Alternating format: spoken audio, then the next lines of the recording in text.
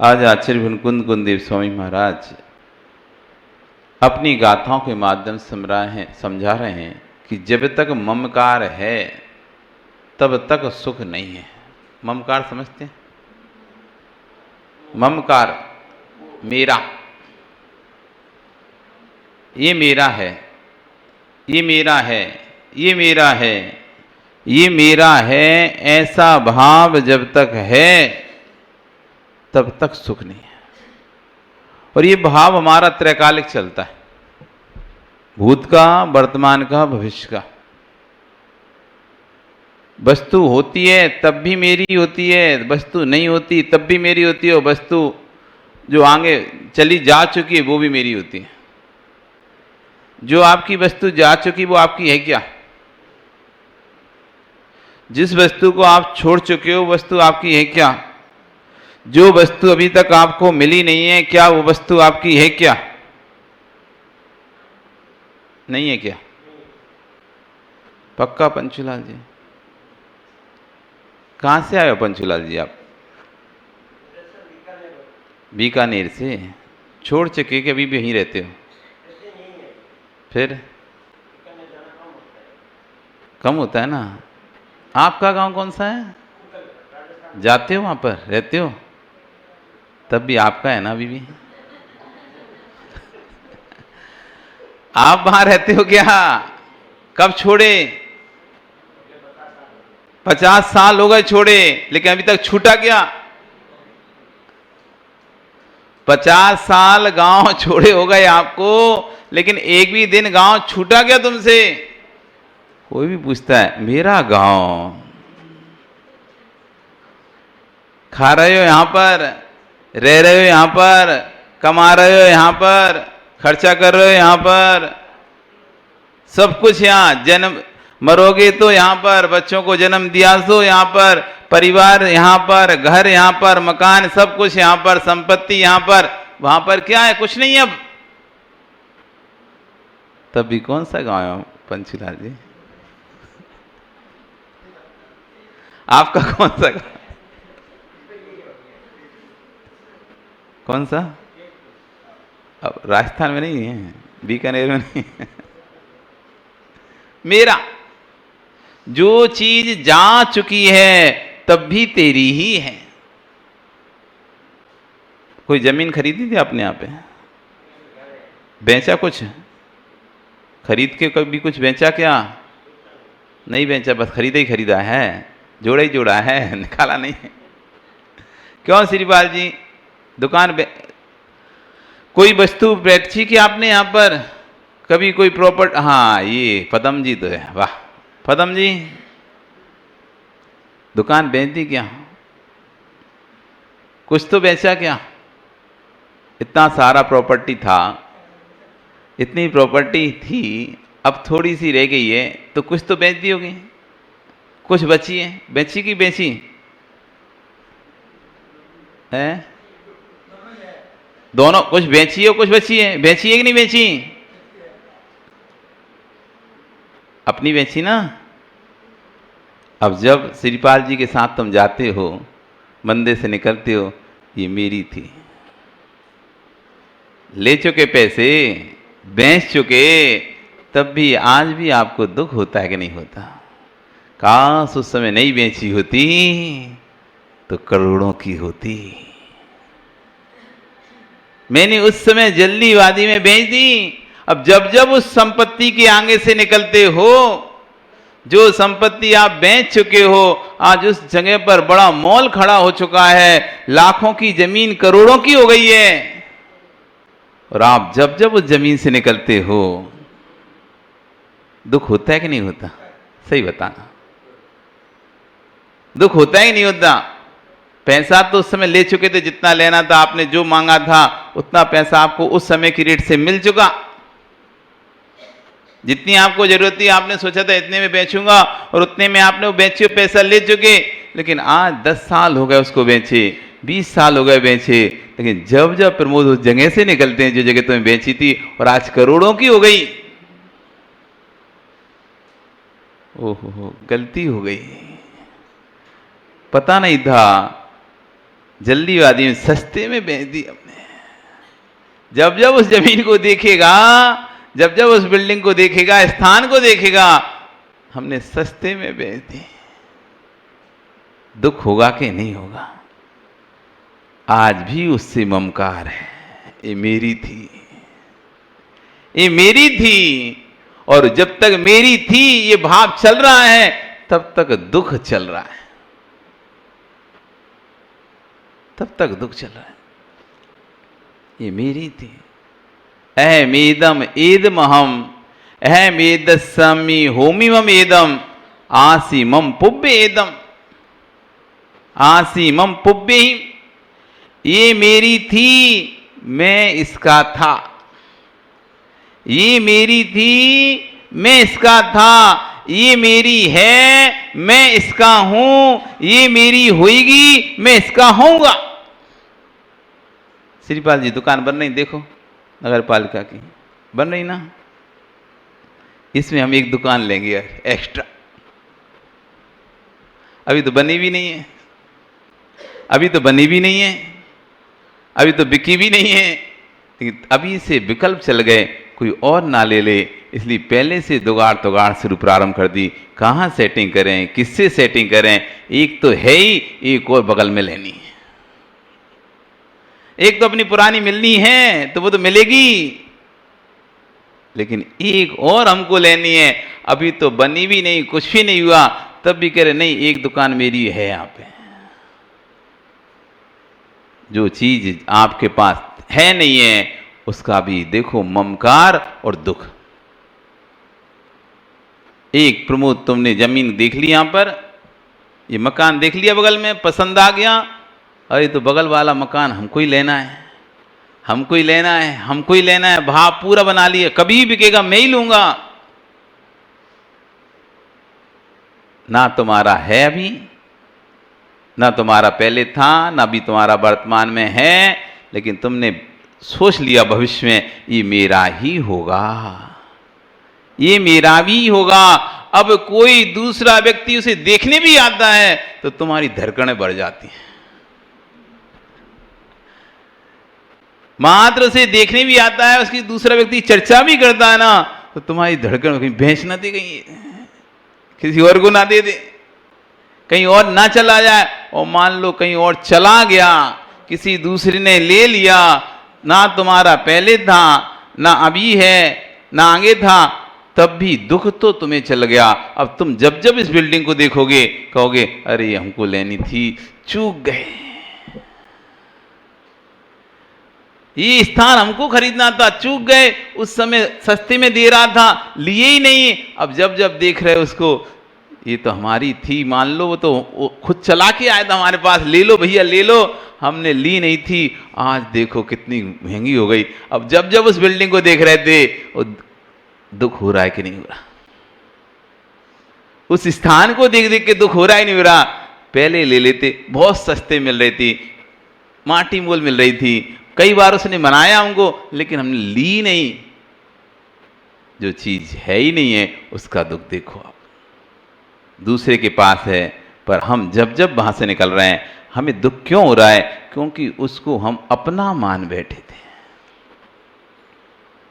जिस जिस वस्तु को, चाहे वो हमारे पास हो चाहे हमारे पास ना हो, इसलिए वस्तु, आचार्य भगवान ने जब परिग्रह की परिभाषा करी तो वस्तु का नाम परिग्रह नहीं कहा। वस्तु परिग्रह ऐसा सूत्र नहीं लिखा उन्होंने, मूर्छा परिग्रह सूत्र लिखा।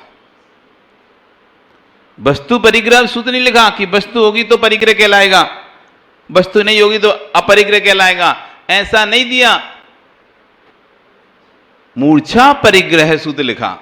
क्यों लिखा मूर्छा परिग्रह? क्योंकि वस्तु हो भी सकती है, वस्तु नहीं भी हो सकती, लेकिन उसकी आसक्ति आपको दुख दे सकती है। वस्तु आपके पास हो भी सकती है और वस्तु नहीं भी हो सकती।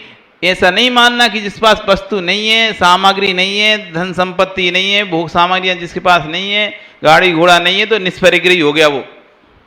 एक भिखारी के पास नहीं भी होता तब भी तुमसे ज्यादा उसकी लालसा होती है वस्तुओं को संग्रह करने की। जिस व्यक्ति को सुलभता से वस्तुएं मिलती है ना, उसको इतनी संग्रह करने की लालसा नहीं होती, विश्वास मानना।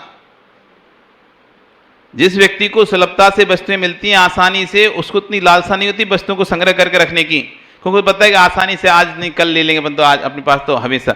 लेकिन जिसको वस्तुएं नहीं मिलती, आप भोजन करने जाओ, आप भोजन आराम से करो, कोई नहीं, ठीक है, रोज तो मिलता है, कोई आज थोड़ी ना खाने मिला है। और वहीं जिसको कभी भोजन मिलता ना हो, उसको बुला लो आप, उसकी खाने की गृहता देखो, ऐसे खाएगा जैसे कभी टूट पड़ेगा उस पर।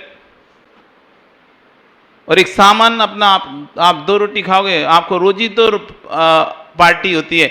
जो कभी पार्टी में नहीं जाता, शादी में नहीं जाता, तो वो अरे आज कारण आया, आज तो भैया सुबह से शाम से खाना बंद कर दिया उसने, कही कल शादी में जाना है, सुबह से ही खाना अच्छा खाएंगे वहां पर, जैसे खाने बंद। और जिस रोज ही पार्टी करता हो, रोज ही जाता हो, उसे क्या ठीक है, गया नहीं गया, नहीं भी गया। जो रोज ही फ्लाइट में जिसका ट्रेवलिंग का काम है, जिसको रोज ही दिन रात फ्लाइट में ट्रेवलिंग करना होता है, उसे कोई एक्साइटिंग नहीं है, ठीक है, नॉर्मल है। और जो कभी कभी एक आध बार अरे फोटो, इधर से फोटो, उधर से फोटो, बैठने का फोटो, उड़ने का फोटो, लेटने का, सबका फोटो खींच के डालेगा।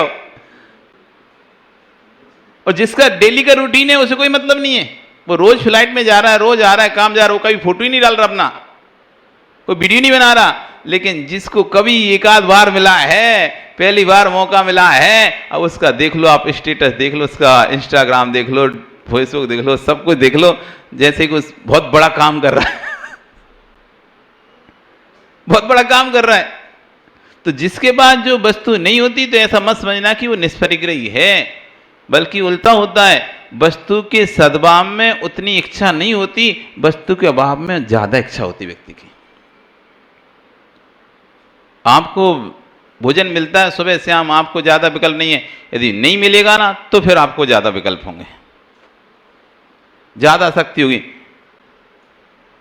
पानी आपके नलों में आता है, आप उतना ही भरते हो, 2 बाल्टी 4 बाल्टी भर के रख लेते हो, पता है कि कभी भी अपन दबाएंगे पानी आ जाएगा, 1 भर के 2 भर के रख लेते। और पानी की किल्लत हो जाए जब,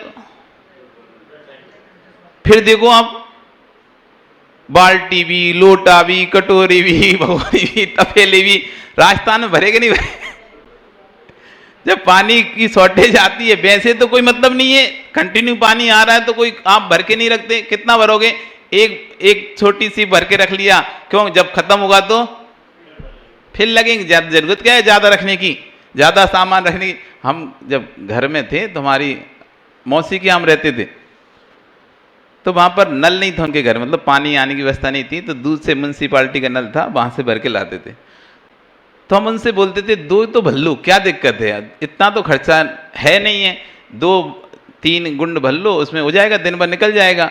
पर नहीं, उनको गुंड भी भरो, टंकी भरो, मटका भी भरो, बाल्टी भरो, सब भरवा लेती थी।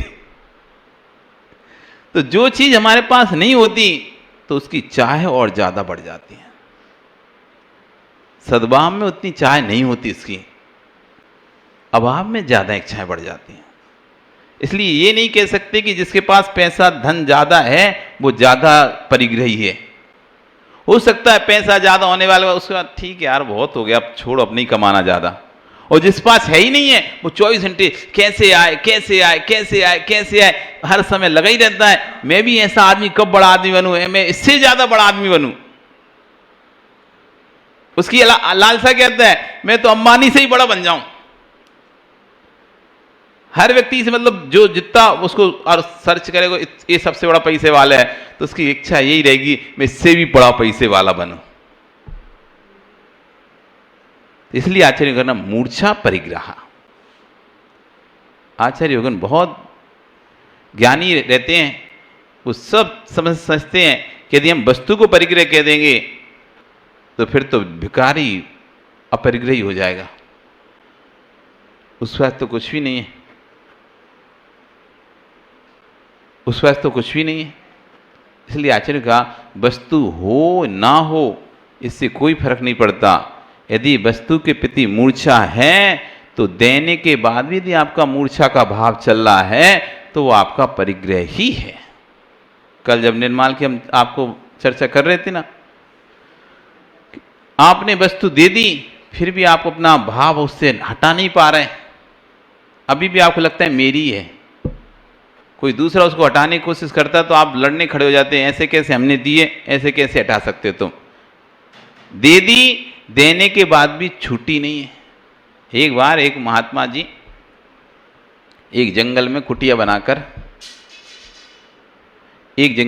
बनाकर निवास करते हैं। अपना परिवार छोड़ दिया, घर छोड़ दिया, स्त्री छोड़ दी, पुत्र छोड़ दिए, सब छोड़ दिए, और इस जंगल में उन्होंने एक कुटिया बनाई घास की, और बढ़िया उसमें रह रहे हैं, शांति से अपना जीवन चल रहा है उनका। तभी एक महात्मा जी दिगंबरराज वहाँ से निकले, उस जंगल से विचरण करते निकले। तो महात्मा ने, साधु ने मुनिराज को देखा, और देखकर उसके अंदर भाव आया, देखो दिगंबर मुनिराज निकल रहे हैं, क्यों ना इनको लोग थोड़ी देर मेरी कुटिया में इनके चरण पड़ें और ये विश्राम करें। तो पहुंचता है उनके पास और निवेदन करता है कि थोड़ी देर आप मेरी कुटिया में विश्राम करके फिर आगे बढ़िए। तो महात्मा मुनिराज ने स्वीकार कर लिया, ठीक है चलो। वो गए, उनकी कुटिया में रहे, विश्राम किया। विश्राम करने के बाद फिर जब वो निकलने लगे तो वो भी थोड़ी दूर छोड़ने के लिए, ये विनय भाव होता है एक तरह से कि कोई सम्मान से आप जब किसी को बुलाते हैं तो सम्मान से छोड़ना भी चाहिए।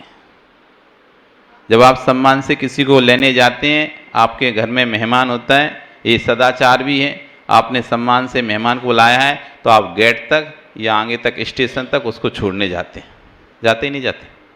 जब आप सम्मान से उसे लेने गए थे, स्टेशन लेने गए थे सम्मान के साथ, तो ऐसे नहीं कहते जाओ हो गया अब निकलो तुम, अपना सान उठाओ जाओ, नहीं। आप सान उठा को गाड़ी में रखवाते हो, अपने नौकर को भेजते हो या खुद जाते हो, बोलते हुए स्टेशन पर बैठाल के अच्छे से आओ। ये एक सदाचार है ये कि सम्मान से जब किसी को बुलाएं तो सम्मान से उसको विदा करना चाहिए। ऐसे ही आहार के समय साधु को आप पड़घान करते हो सम्मान के साथ, हे स्वामी नमोस्तु नमोस्तु, आत्रो आत्रो आत्रो, तिष्ठो तिष्ठो तिष्ठो, मन शुद्धि वचन शुद्धि कार शुद्धि, मेरे गृह में आइए। जब आप अपने घर में उन्हें सम्मान के साथ प्रवेश कराएं तो फिर उनको अपने सम्मान के साथ उसी भावों के साथ उनकी बस्ती का तक छोड़ के आना चाहिए, उनके निवास स्थान तक छोड़ के आना चाहिए। राजस्थान में आपने देखा होगा या सुना होगा, मध्य प्रदेश में साधु को श्रावक लोग अपने बसती तक छोड़कर आते थे। आगम ग्रंथों में पढ़ा होगा आपने कि महाराज को बसती तक श्रावक जन छोड़कर आए, जैसे बुलाया था उसी सम्मान के साथ उनको छोड़कर आना पड़ता है। ये सदाचार कहलाता है, ये लोक व्यवहार कहलाता है, ये विनय कहलाती है। ऐसा नहीं कि बस हो गए अब जाओ महाराज जी कमंड उठाओ तुम निकल जाओ, हम तो यहीं खाएंगे।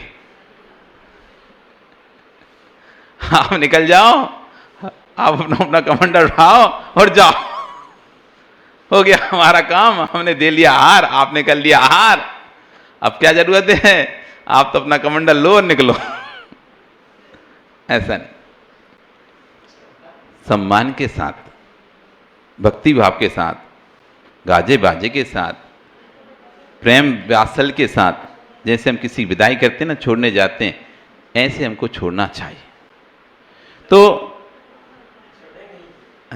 छोड़ने नहीं तो वो महात्मा भी उन राजाओं के पीछे पीछे चलता है, उनको थोड़ी देर तक छोड़ने की इच्छा होती है। अब हर व्यक्ति को रहता है, कोई भी व्यक्ति हो, चाहे आप हों चाहे हम हों, हम प्रवचन करते हैं तो बाद में हम भी लगता है पूछ लें भैया कैसा लगा, अच्छा लगा कि नहीं लगा। आप भोजन बनाते हो तो आप भी सोचते हो पूछ लें कैसा बना, अच्छा बना कि नहीं बना। कोई आपने प्रोग्राम किया और प्रोग्राम पूरा हो गया, उसके बाद आपको लगता है कि एक बार पूछ लें कैसा हुआ प्रोग्राम, अच्छा हुआ कि नहीं हुआ। हर व्यक्ति के अंदर भाव होता है। कोई भी व्यक्ति हो, कार्य करने के बाद उसके प्रतिफल के बारे में पूछना चाहता है कि हमने जो कार्य किया है वो कार्य कैसा था।